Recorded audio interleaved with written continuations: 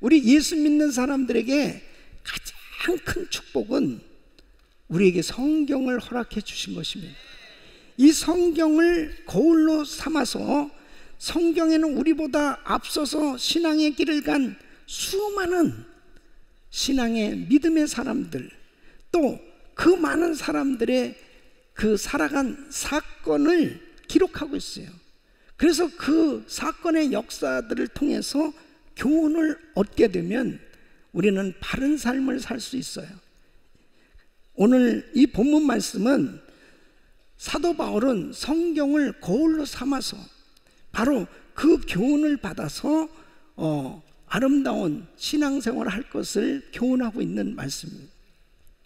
여러분, 이스라엘 백성들은 40년 동안 광야 생활을 합니다. 지금 사도 바울은 오늘 이 본문 말씀을 통해서 이스라엘 백성들이 40년 동안 광야 생활을 하는데 왜 실패했느냐, 그 실패한 예들을 통해서 다시는 지금 이 시대에 살아가고 있는 성도들은 이러한 모든 이스라엘 백성들의 잘못된 예가 거울로 삼아서 교훈을 받아서 반드시 승리하는 신앙생활을 할 것을 말씀하고 있습니다. 사도행전 7장 37절 38절 보면 이스라엘 자손을 대하여 하나님이 너희 형제 가운데서 나와 같은 선지자를 세우라 하던 자가 곧 이 모세라, 시내산에서 말하던 그 천사와 및 우리 조상들과 함께 광야 교회에 있었고 또 생명의 돌을 받아 우리에게 주던 자가 이 사람이다. 그러니까 이스라엘 백성들이 40년 동안 광야 생활한 것을 광야 교회라고 부르고 있습니다. 그러면 지금 신약시대 오늘날 우리가 살아가고 있는 이 시대의 교회도 역시 광야 교회인 것입니다. 이스라엘 백성들이 가나안 땅에 들어가기 전에 40년 동안 광야 생활하면서 지냈던 모든 일들이 오늘날 우리가 영원한 천국에 들어가기 전에 이 땅에 살아가고 있는 지금 우리 모두도 똑같이 광야의 길을 걷고 있다는 거죠. 그렇기 때문에 이스라엘 백성들이 40년 동안 그 광야 생활하면서 광야 교회에서 신앙생활했던 그 모습에 교훈이 바로 이 땅을 살아가고 있는 우리 모두에게, 광야 교회를 지금 신앙생활하고 있는 우리 모두에게 너무나 아주 중요한 교훈을 주는 그런 내용이다 하는 것을 지금 사도 바울은 말씀을 하고 있습니다. 그래서 구약 시대 교회인 이스라엘에게 신약 시대 교회인 우리가 어떤 교훈을 배울 수 있을까? 오늘 이 말씀을 통해서 광야교회에서 신앙생활하는 우리 모두가 이스라엘 백성들이 광야에서 실패했던 그 교훈을 다시 한번 되새기면서 이러한 사건들이 우리의 신앙의 거울이 돼서 우리들 자신의 신앙을 돌아보면서 우리는 한 사람도 빠짐없이 결단코 실패하는 자가 없이 다 여호수아와 갈렙처럼 가나안 땅에 들어간 그 성공자가 된 것처럼 우리 모두가 광야교회에서 승리자가 되시기를 예수 이름으로 축원합니다. 첫째는 우상 숭배하지 말라는 것입니다. 여러분 7절 말씀 한번 같이 읽어보겠습니다. 시작. 저희 중에 어떤 이들과 같이 너희는 우상 숭배하는 자가 되지 말라. 기록된 바 백성이 앉아서 먹고 마시며 일어나서 뛰논 다음과 같으니라 그랬습니다. 그래서 바울은 광야교회에 배울 첫 교훈으로 우상 숭배에 대한 경고를 하고 있습니다. 여러분 이때 당시 고린도 지역에는 많은 신전들이 있었다고 해요. 거기에 이 아프로디테스 신전이라고 하는 곳에는 여사제가 무려 1000명이 넘는 이런 사람들이 그곳에서 예식을 거행하는데, 이 신을 섬기는 예식이 뭐냐면 이 여사제와 성관계를 맺는 것입니다. 그러니까 혼잡한 그런 성적 문란이 가득했던 곳이 바로 고린도 지역이었습니다. 이런 곳에서 살던 사람들, 신앙 그런 잘못된 우상을 섬겼던 사람들이 이제 예수를 믿고 개종을 했어요. 근데 이 개종한 사람들이 어느 날 보니까 다시 우상 숭배하는 이러한 길로 가고 있더라는 거죠. 자, 그렇다면 신약교회인 오늘날 우리에게 있어서의 우상은 무엇입니까? 물론 형상을 만들어서 그 앞에 예배하는 것 당연히 우상이죠.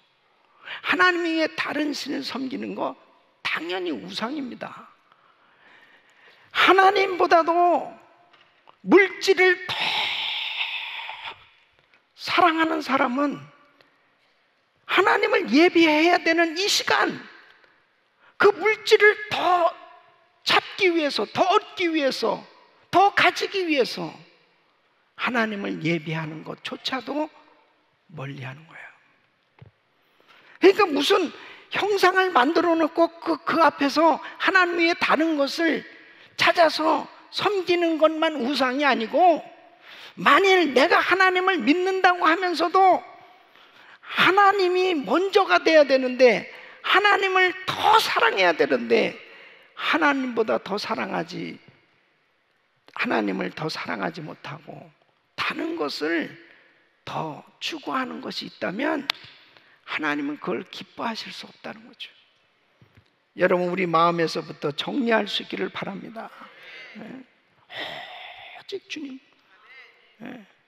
그러니까 하나님 앞에 예배 드릴 때 정말 나는 하나님밖에 없습니다, 나는 예수로 만족합니다, 난 예수님이면 됩니다 하고 주님 앞에 그 사랑을 고백할 수 있기를 바랍니다. 두 번째는 간음하지 말라는 것입니다. 자, 8절 말씀 우리 같이 읽어보겠습니다. 저희 중에 어떤 이들이 간음하다가 하루에 23,000명이 죽었나니 우리는 저희와 같이 간음하지 말자 그랬습니다. 여러분, 민수기 25장에 보면 이스라엘 백성은 이 시딤이라는 곳에서 모압 여인들의 그 축제에 참석했다가 유혹에 빠져서 결국 간음죄를 저지르는 사건이 나옵니다. 왜 그렇게 됐냐면요, 이 모압 왕 발락이 이제 이스라엘을 저주하기 위해서 발람 선지자를 초청했습니다. 그래서 돈을 많이 주면서 자, 이스라엘을 저주하라는 거예요. 그런데 하나님이 저주하게 해야 되는, 이게 안 되잖아요. 그러니까 계속 축복을 하는 거예요. 저주가 아니고 계속 축복하는 거예요. 그러니까 이거 화가 난 거죠, 모압 왕이. 아니, 저주하라니까 왜 축복을 하냐? 이게 하나님의 자녀들이기 때문에 절대로 저주할 수가 없다는 거지. 그러면서 이 발람이 한 가지 방법이 있다는 거예요. 저주받을 수 있는 방법이 있다는 거예요. 그게 뭐냐면 이들을 타락시키면 된다는 거예요. 타락시키면. 그래서 모압의 예쁜 여자들을 잘 뽑아가지고 고운 옷을 입혀서 그리고 파티를 벌이는 것입니다. 그리고 이스라엘 남자들을 초청해서 술을 먹이고 그러면서 우상에게 절하게 하고 우상에게 있는 음식을 먹게 하고 그리고 이제 간음하게 만들라는 거예요. 결국 어떻게 됐느냐? 그 계략이 성공한 거죠. 하나님께서 진노하셔서 연병을 주어가지고 하루에 23,000명이 죽습니다. 여러분, 이 시대는 어때요?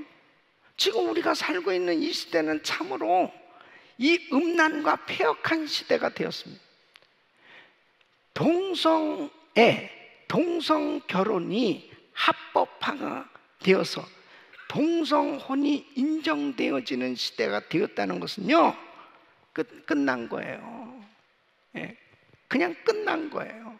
하나님이 가장 싫어하고 미워하는 그런 동성애, 남자가 남자로 더불어, 여자가 여자로 더불어 부끄러운 짓을 하는 이 동성애는 이제는 합법적으로 결혼이 돼서 결혼 서티피케이트를 받을 수 있는 이런 시대가 된 거예요. 미국이 이 정도까지 됐으면요, 다른 나라들은 점점 더 심각하게 타락해져 가지 않겠냐. 여러분, 하나님께서 가장 싫어하는 것이 이 동성애예요. 이 간음죄, 이것 때문에 결국은 이 광야 교회 이스라엘 백성들은 망했습니다. 오늘날도 사탄 마귀는 계속해서 가정들을 깨고 있습니다. 동성결혼은 가정을 파탄시키는 겁니다. 근본적으로 하나님의 결혼제도를 정면으로 도전하는 거예요. 동성결혼을 통해서 어떻게 자녀를 얻을 수 있겠습니까? 그러니까 하나님 마음을 가장 아프게 만드는 거예요. 이거는 어떤 인권의 문제가 아니에요. 하나님의 말씀을 정면으로 도전하는 일입니다. 하나님 앞에 무섭게 타락해져 가고 있는 이 시대에 우리는 하나님의 말씀으로 깨어 있어야 돼요. 여러분, 역사적으로 보십시오. 자, 능력을 받았던 삼손, 그렇게 믿음이 좋았던 다윗, 하나님의 엄청난 축복을 받았던 솔로몬이 여자 문제로 간음죄를 짓고 다 무너졌습니다. 삼손은 드릴라 때문에 결국 두 눈 뽑히고 정말 비참하게 죽었어요. 다윗 밧세바와 간음죄를 저지르고 난 다음에 평생 피눈물을 흘리는 그런 고통을 당했습니다. 그 자식은 더한 거예요. 압살롬은 더한 짓을 하는 것입니다. 솔로몬, 그가 결국은 엄청난 축복을 받았지만은 결국 이 여자 문제 때문에 나중에 어떻게 됐습니까? 우상 숭배를 하는 거예요. 하나님 마음을 너무 아프게 했어요. 결국 그가 죽었을 때 나라는 두 동강이가 납니다. 오늘날도요, 이 마귀는 간음죄를 저지르도록 아주, 이 사탄은 눈으로, 귀로, 그리고 관계로, 결국 몸으로 달콤하게 유혹하는 거예요.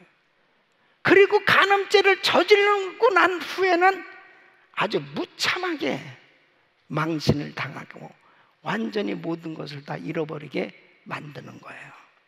잠언 6장 32절 33절 보면, 분여와 간음하는 자는 무지한 자라, 이것을 행하는 자는 자기의 영혼을 망하게 하며 상함과 능욕을 받고 부끄러움을 씻을 수 없게 되나니, 결국 나중엔 다 부끄러움을 당하고 망신을 당하는 것입니다. 이게 사단의 역사예요.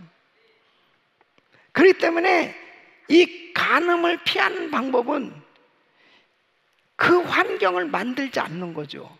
그러니까 요셉이 어느 날 보디발 아내가 계속 유혹을 하는, 요셉씨 계속 그런,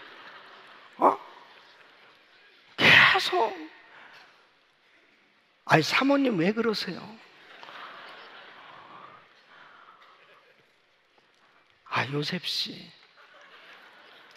근데 이 보디발의 아내가 계속 유혹을 할 때 만일 요셉이 사모님 그럼 그냥 좀 대화 좀 합시다 이러면 안 되는 거예요. 도망가 버린 거예요. 예? 그 자리를 빨리 피해야 되는 거예요. 그러니까 간음을 피하는 방법은 어쨌든 간에 그 환경을 벗어나는 길밖에 없습니다. 예. 교회 안에서도 절대로 이성 간의 남녀가 뭐 상담을 해준다고 뭐 서로 같이 만나지 마! 절대 안 돼요. 예? 절대로 만나려면은 이렇게 우리 카페라든지 아주 사람들 같이 있는 데서 여러분, 이 사탄 마귀는요 아주 얼마나 교묘하게 역사하는지 모릅니다. 넘어뜨리려고 한 별의별 방법을 다 쓰는 거예요. 그래 한 번 넘어지면 끝난다니까요. 끝나는 거예요. 그러므로 부부가 건강해야 돼요. 부부 생활이 건전하고 건강하고 부부가 행복해야 돼. 우리 성도님들의 가정은 천국이 돼야 됩니다. 천국이. 부부가 각방을 쓰고 서로 삐져 있고 이런 사람들 오늘로 다 합방하시길 바라고요. 해가 지도록 분을 품지 말고 그랬어요. 해가 지도록. 그래서 서로 싸웠어도 여보 해가 져요, 해가 져요. 그러고 빨리 서로 화해를 해야지. 그냥 그 마음에 분을 품고 그 밤을 넘기면은 사단이 영락없이 틈타는 자기 없어도 난 얼마든지 살 수 있고 다른 사람 어쩌고 저쩌고 이 사탄이 안 좋은 생각을 막 가져다 주는 그게 실행이 되면 결국 끝장나는 거잖아요. 자기 아내가 최고고 자기 남편이 최고예요. 이렇게 아멘이 시원찮아요. 그럼 다른 남자가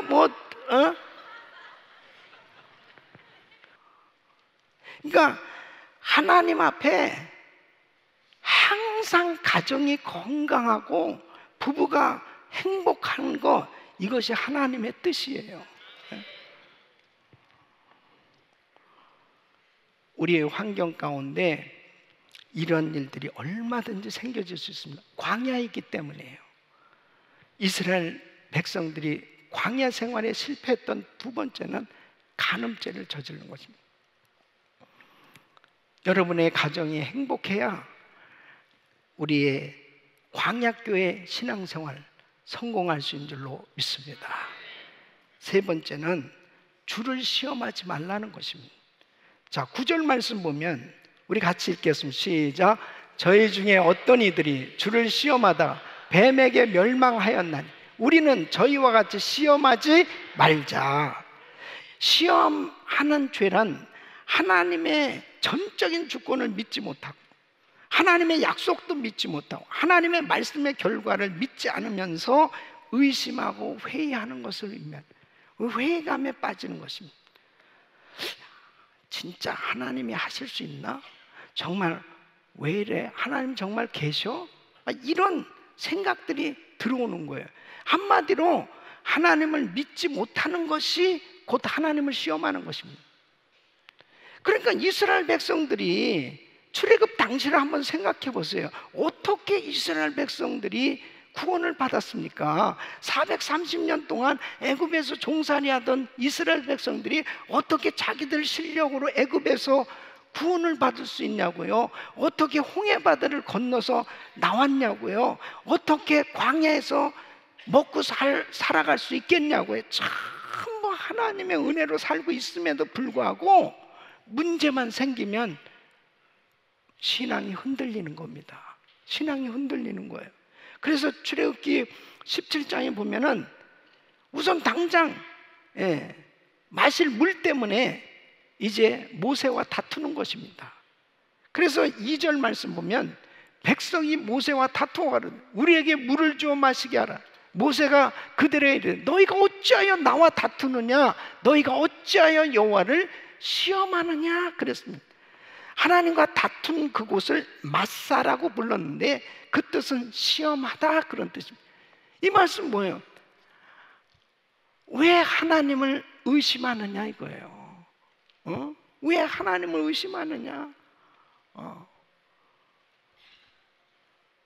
어떻게 우리가 구원을 받았는데, 어떻게 하나님께서 지금까지 여기까지 역사하셨는데 그 하나님께서 지금까지 일하신 건 뭐냐 이거예요. 왜 하나님 시험하느냐, 왜 하나님을 의심하느냐는 거죠. 근데 여러분, 하나님께서 이스라엘 백성들이 애굽에서 나올 때 분명히 약속했다니까요. 애굽에 살고 있는 너희를 내가 인도하여 가나안 땅으로 인도하겠다. 나는 스스로 있는 자 하나님이다. 내 이름을 걸고 너희를 분명하게 가나안 땅으로 인도하시겠다고 약속하신 하나님께서 책임져 주시지 않겠냐 이거예요. 책임져 주시는. 근데 환경을 바라보니까 흔들리는 겁니다. 예? 그러니까 왜 하나님을 시험합니까? 의심하기 때문입니다. 하나님 정말 계실까? 아니, 내 기도는 정말 하나님 듣고 계신 거야? 하나님이 이것을 정말 해주실 수 있을까? 흔들리기 시작합니다. 그 이유는 뭐예요? 믿음이 없기 때문이죠. 그러니까 하나님을 과소평가하고 믿지 않는 겁니다. 계속해서 하나님을 시험하는 것입니다. 지금 그거예요. 이스라엘 백성들이 광야에서 막 주를 시험하는 거예요. 아니 지금 불기둥 구름기둥으로 만나로 하나님이 계속 인도하고 계심에도 불구하고 이 백성들이 조금만 어려우면 계속 흔들리는 거예요, 신앙이. 여러분, 마귀의 술책이에요. 시험은 하나님을 끝까지 믿을 수 있기를 바랍니다. 바로 하나님의 약속, 하나님의 말씀, 하나님은 어제나 오늘이나 영원토록 동일하세요. 변함없으신 그 하나님, 여전히 나를 사랑하시는 그 하나님, 그 하나님은 변하시지 않는다니까요. 내가 자꾸 변덕스럽게 내 마음이 자꾸 흔들리는. 하나님을 시험하지 마세요. 하나님은 살아 계십니다. 그분은 지금도 역사하고 계십니다. 예수님께서 40일 금식 후에 마귀에게 시험을 받으셨을 때 주 너의 하나님을 시험치 말라 하고 물리치셨어요.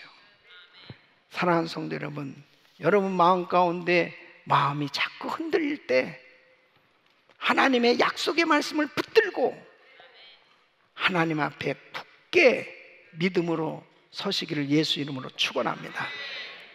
네 번째는 원망하지 말라는 거예요. 여러분 10절 말씀 우리 같이 읽어보겠습니다.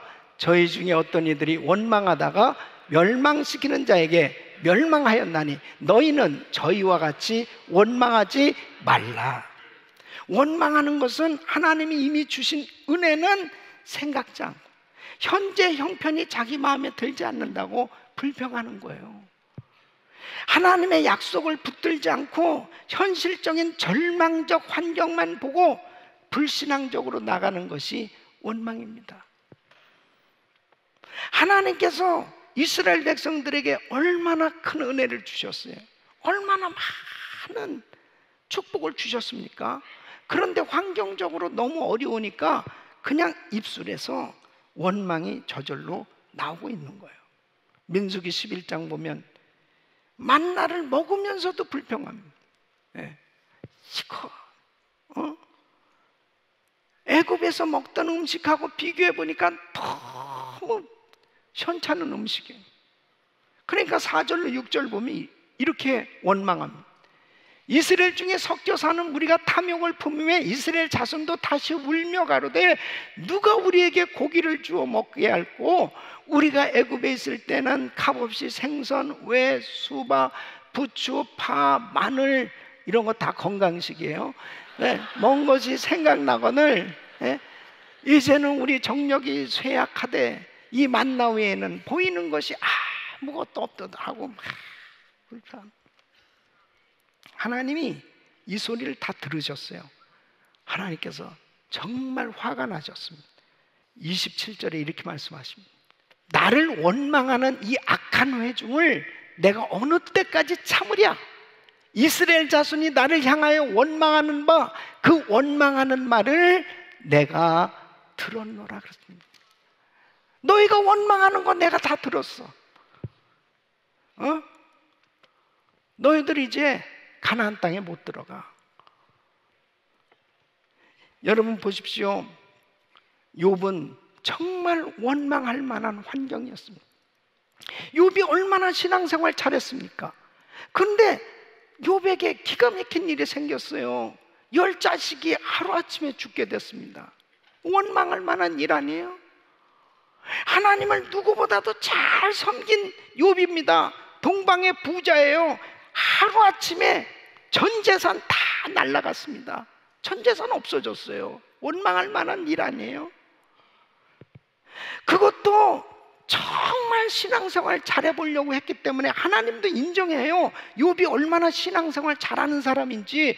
그런데도 머리부터 발끝까지 악창이 날 정도로 다 죽을 병에 걸렸어요. 원망할 만한 일 아니에요? 그 부인이 옆에서 간호를 해주고 정말 옆에서 그래도 위로를 해줘야 될 사람이 당신 뭐 그렇게 신앙 잘 지키겠다고 그래? 하나님 욕하고 죽어버려. 그러면서 그렇게 자기 마음을 찌르는 거야. 너무너무 괴로운. 어떻게 아내조차도 이렇게 신앙이 없고 완전히 하나도 없어요. 하나도. 이 원망할 만한 환경 속에서 욥은 욥기서 1장 21절로 22절 내가 모태에서 적신이 나왔사온즉 또한 적신이 그리로 돌아가오. 주신 자도 여호와시오 취하신 자도 여호와시니 여호와의 이름이 찬송을 받으실지니이다 하고 이 모든 일에 욥이 범죄하지 아니하고 하나님을 향하여 어리석게 원망하지 아니하니라. 욥의 종말을 보십시오. 이렇게 원망하지 아니하고 하나님을 의지하고 끝까지 입술을 지켰을 때 하나님께서는 욥의 모든 것을 다 회복시켜 주신 줄로 믿습니다. 다 회복시켜 주신. 광야 생활하는 우리는 여전히 요셉처럼 다니엘처럼 바로 이렇게 욥처럼 때로는 원치 아니하는 시험이 닥쳐옵니다. 원망할 만한 환경들이 발생할 때가 있어요. 그러나 하나님을 끝까지 의지하고 원망하는 대신 감사하고 찬양하면 능력의 하나님께서 우리의 환경을 하나님께서 축복하시는 놀라운 환경으로 역사하실 줄 믿습니다. 에베소서 5장 4절에는 누추함과 어리석은 말이나 희롱의 말이 마땅치 아니하니 돌이켜 감사하는 말을 하라. 우리 사랑하는 성도님, 우리는 가나안 땅에 지금 살고 있는 게 아니에요. 광야 생활을 하고 있는 거예요. 지금 이스라엘 백성들이 40년 광야 생활을 하는 것처럼 우리는 지금 광야 교회에서 신앙생활하고 있는 겁니다. 그들이 겪었던 시험 우리도 지금 똑같이 겪고 있는 거예요. 그래서 사도 바울은 광야 교회의 교훈을 배워서 저 이스라엘 백성들처럼 망하지 말고 절대로 우상 숭배하지 말고 절대로 간음하지 말고 주를 시험하지 말고 원망하지 말고 끝까지 승리할 것을 당부하고 있는 것입니다. 오늘 역사를 통해서 성경을 통해서 우리가 교훈을 얻어서 우리는 실수하고 실패하지 않고 승리할 수 있는 아름다운 신앙생활 되시기를 예수 이름으로 축원합니다.